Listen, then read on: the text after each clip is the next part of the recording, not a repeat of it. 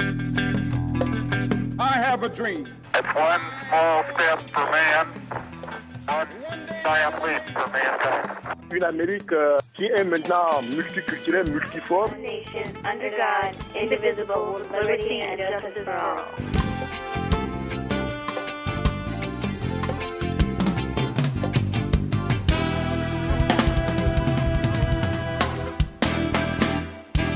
Coup de projecteur sur le bureau des affaires africaines à la mairie de Washington, dans le district autonome de Columbia.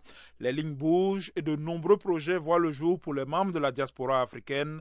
Voyage au cœur de l'OAA, the Office of African Affairs, dans le gouvernement de Washington DC. Bonsoir, bienvenue. L'Amérique et vous, Jean-Roger Billon.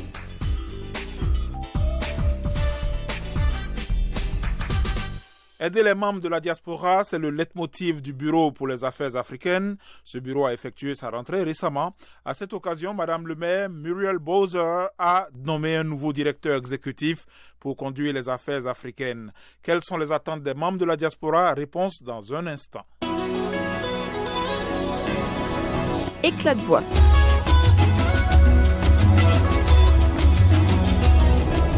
C'est Mamadi Camara, moi je suis fondateur de Guinean Diaspora Network et on essaye de se battre pour la communauté guinéenne, mais de façon générale pour la communauté africaine. C'est une très grande opportunité pour la communauté africaine. Moi je suis de Maryland, je suis de Montgomery County. Nous avons initié ce même concept depuis 2009 et on appelle African Affairs Advisory Group. Je suis du board et ils ont essayé de copier plus ou moins sur ce que nous sommes en train de faire. En fait, c'est des opportunités qui défendent la cause africaine à tous les niveaux, que ce soit humanitaire, que ce soit économique, financier. On expose un peu les problèmes africains au leadership. Par exemple, au niveau de DC, ça sera exposé aux mairies et justement, ils vont siéger sur les opportunités qu'il y a. Ils ont un financement qui peut leur permettre non seulement d'engager des jeunes étudiants en tant que stagiaires, ce qui est déjà très grand, et mieux que ça, ils peuvent organiser des forums, des workshops qui pourront quand même éduquer la communauté sur les problèmes pressants, non seulement ici à DC, mais également au niveau des États-Unis. Le gouvernement local crée l'initiative. Est-ce que vous qui en avez l'expérience au niveau du Maryland, est-ce que ça a vraiment porté? Est-ce que les Africains s'y sont impliqués? Absolument. Vous savez, le problème que nous avons en tant qu'immigrants, c'est qu'on est très lent. Surtout nous, notre génération, on est encore collé aux réalités du pays. Les réalités du pays, c'est quoi? C'est-à-dire on est toujours on n'est pas souvent optimiste. On est un peu au ralenti. Et on ne croit pas exactement à ce que vous me dites, ce que moi je dis à l'autre, ainsi de suite. Chacun veut faire le solo, alors que ce pays-là a été fondé sur la communauté, le communautarisme, où on se donne la main et voilà, on évolue ensemble. Les Africains, on a tendance toujours à se disconnecter l'un de l'autre, ce qui fait que nos mouvements sont très affaiblis. Mais je pense qu'en copiant par exemple ce qui se fait dans un autre État, eux, ils ont pu aller déjà très loin parce qu'ils ont un financement. Ils ont un budget, nous n'avons pas de budget après toutes ces années. Ils relèvent de la mairie, donc ils sont beaucoup plus en avance sur nous, de façon peut-être structurelle, mais nous autres, on est en train d'arriver progressivement. Donc moi je crois que quelque part, c'est un réveil pour les Africains de se consolider, de se solidariser, parce que ce n'est pas nous qui avons créé ces opportunités-là, ce sont d'autres, ceux qui sont ici, qui ont donné un sens à notre vie à nous, à notre culture à nous, et qui disent, ben voilà, on peut vous aider à vous rassembler. Et même ça encore, on ne donne aucune importance. Ouais, je m'appelle Serge Adigo, je travaille à NDI, National Democratic Institute. Je pense que c'est une très très bonne chose parce que la communauté africaine dans DC grandit et n'a pas beaucoup de ressources, beaucoup d'informations. Et je pense que ce bureau peut apporter beaucoup d'aide à la communauté africaine. Et dans tous les domaines, dans le domaine scolaire pour les enfants, dans le domaine de la santé, dans le domaine de l'emploi, apparemment aussi il y a quelques initiatives, et dans le domaine de la création d'entreprises pour les Africains. Donc je pense que c'est une bonne initiative. En somme, ça comble un vide. Oui, tout à fait. Parce que ici à Washington, les Africains souvent n'ont pas d'informations sur ce qu'ils peuvent faire, là où ils peuvent aller pour être aidés. Et je pense que ce bureau peut combler le vide qui existe.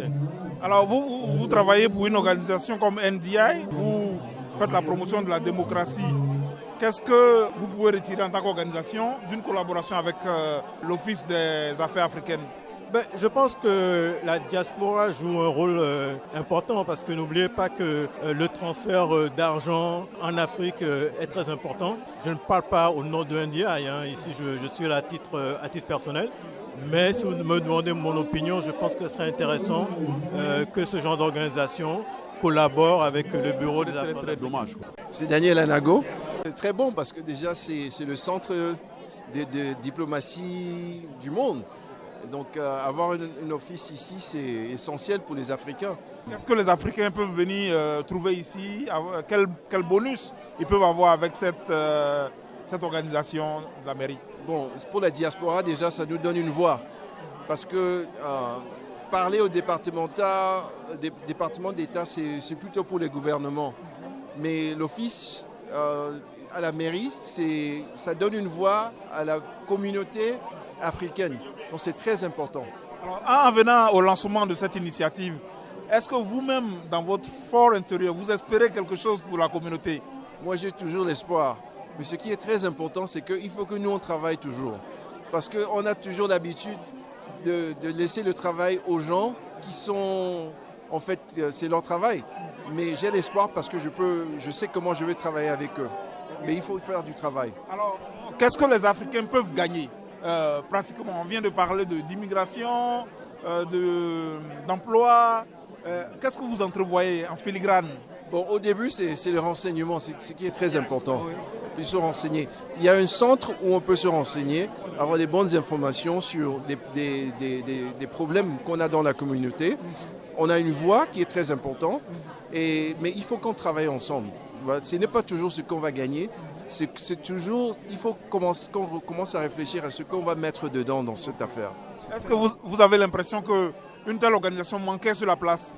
Oui, il y a toujours une vide, il y avait une vide, mais je pense que ce bureau, ça peut beaucoup nous aider comme Africains dans la communauté américaine, surtout à Washington, c'est très important.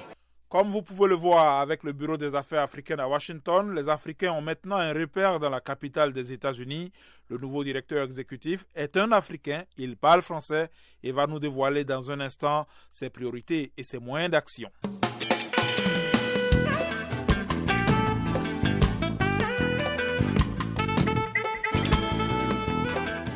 L'Amérique et vous, en direct de Washington.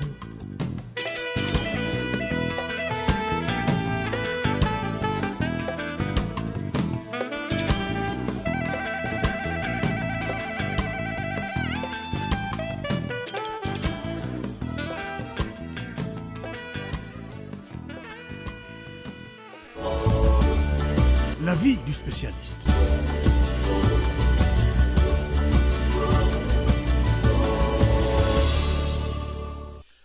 Et notre invité, je vous l'ai dit, est le directeur exécutif du Bureau des affaires africaines à la mairie de Washington. Il se nomme Mamadou Samba. Il est originaire du Sénégal. J'avoue que j'ai été un peu... Je suis aussi très content et aussi fier d'être nommé par notre maire et avec cette confiance qu'elle m'a accordée. C'est une occasion de continuer de servir la population africaine à Washington DC et dans les régions à côté. Est-ce que ce poste existait avant ou bien il a été créé sur mesure pour vous avec l'arrivée de la maire Muriel Bowser? Oui, en fait, ce poste existait avant. En fait, l'office a été ouvert en 2006 et en fait, j'ai commencé à travailler là-bas en tant que stagiaire en 2011. Donc, il y a 3 ans de cela, j'étais là-bas en tant que staff, en tant qu'assistant spécial.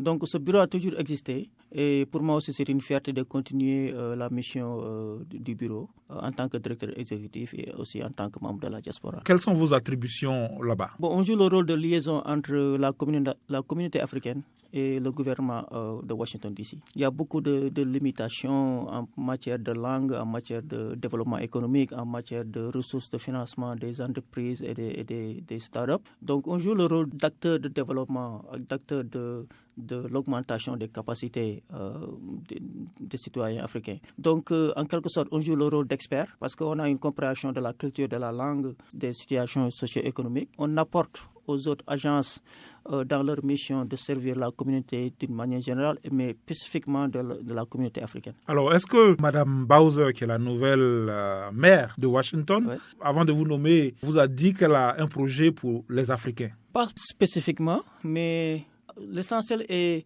ce n'est pas d'avoir un projet uniquement pour les Africains, mais c'est essayer de mettre les Africains dans le milieu de tout ce qui se passe à Washington DC. C'est les projets économiques, essayer de faire en quelque sorte que les Africains sont bien représentés. En ce qui concerne l'immobilier, vous savez, Washington DC, ça coûte trop cher pour habiter ici. Donc, l'essentiel est de ne pas avoir un projet spécifiquement pour les Africains, mais c'est de faire en quelque sorte que les Africains se retrouvent dans les projets du maire, en quelque sorte. Alors, c'est sur vous que le choix a été porté. Vous avez certainement beaucoup de choses en tête à faire pour toute la diaspora qui vous regarde. Parce que c'est notre culture de regarder celui qui porte le chapeau. Alors, qu'est-ce que vous avez comme projet pour les Africains vous-même? Bon, j'ai beaucoup de choses à faire, mais l'essentiel est que je ne peux pas le faire seul. J'aurai besoin du support de la communauté, du gouvernement et de tous les membres de la diaspora. Mais en ce qui me concerne, je compte continuer à faire ce qu'on a déjà construit les 6-8 dernières années, c'est d'augmenter la capacité des entrepreneurs, des non-profits, des associations, essayer de faire de telle sorte que les Africains qui avaient des problèmes de langue, de langage par rapport traduction des informations, ce qui compte trouver de l'emploi. Vous savez, on est en train de faire beaucoup de choses pour les aider à savoir comment se préparer pour les interviews, comment préparer leur CV, où trouver des financements. En fait, on a un grant de $100 000 qu'on attribue chaque an. Donc, ce serait à moi de décider qui doit recevoir du financement et combien. Donc, tout cela, c'est une tâche qui est très lourde. Mais bon, comme je l'ai dit, je ne peux pas le faire seul et j'aurai besoin du support de toute la communauté africaine.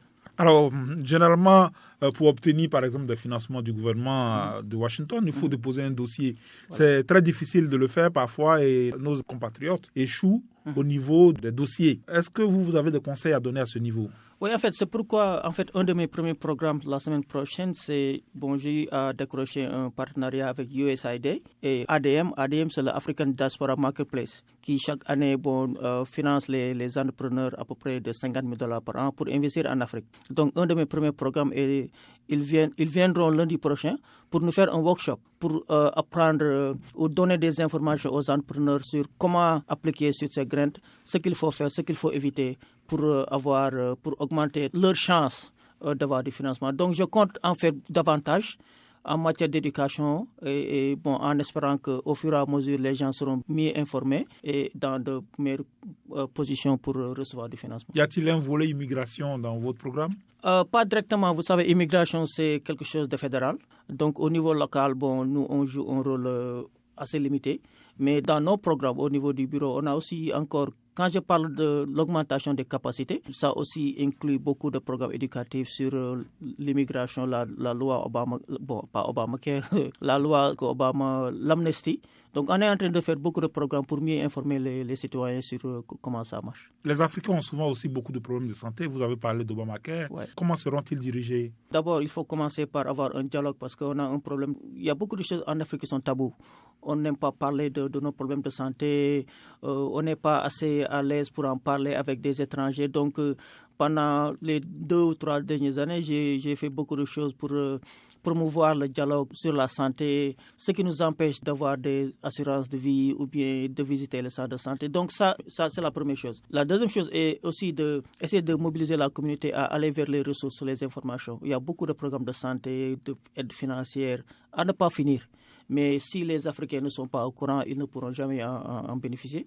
Donc, il y a beaucoup d'efforts qui sont mis en place pour garantir à ce que les Africains ont les informations nécessaires. Washington DC est une ville où il y a beaucoup de Noirs.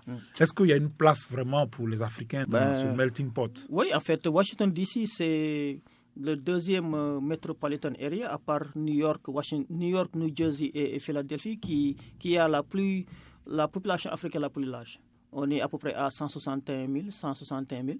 Juste après New York et zone nord. Donc, Washington DC est une zone préférée pour les Africains à cause de la diversité des opportunités économiques. Donc, je pense que, il ne faut pas être surpris si dans quelques années on a un maire africain, parce que je pense qu'on est bien à l'aise et je pense que Washington DC est un bon endroit pour... Peut-on dire que politiquement, ils prennent part maintenant à la vie de la cité? politiquement. Oui, politiquement, ça reste.